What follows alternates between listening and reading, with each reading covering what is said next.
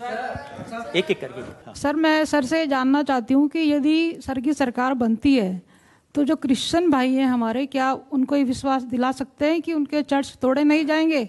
ऐसा तो कभी हुआ नहीं, कभी सुना नहीं हमने। जलाए नहीं जाएंगे सर? ऐसा न सुना है न कभी हमने नहीं, वो जाना है। एक आश्वासन चाहते हैं, शायद उनके मन में उनकी ये डर सेफ्टी का है। आश्वासन चाहते हैं मैं सर। आपको बताता हूँ। एक तो ऐसा मैंने कहीं सुना नहीं है, नंबर 1। नंबर 2, गुजरात के अंदर दुनिया की सबसे छोटी माइक्रो माइनॉरिटी है पारसी। उन पारसी का उदवाड़ा में तीर्थ क्षेत्र है। हमारी सरकार आने के बाद और उसको ग्लोबली, और मैंने तो कहा ये रिलीजियस हार्मनी का वर्ल्ड कैपिटल बन सकता है, ऐसा बनाने में मैं लगा हुआ हूं। पारसी का स्थान है और इसलिए भारत के जहन में नहीं है। भारत के हजारों वर्ष का इतिहास देखिए, कभी तलवार लेकर के किसी के धर्म पर आक्रमण नहीं किया है।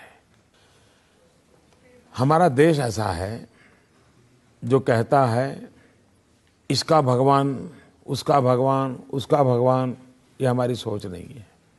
हमारे देश की सोच है ईश्वर एक है और उसे प्राप्त करने के रास्ते अलग अलग है। Yes sir. और सभी रास्ते ईश्वर के पास ले जाते हैं।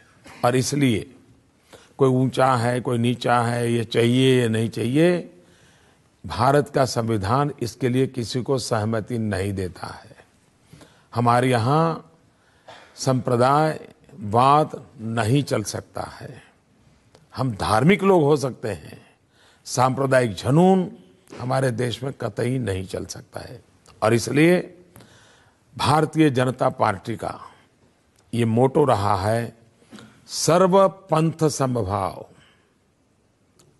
सभी पंथों के प्रति समभाव होना चाहिए।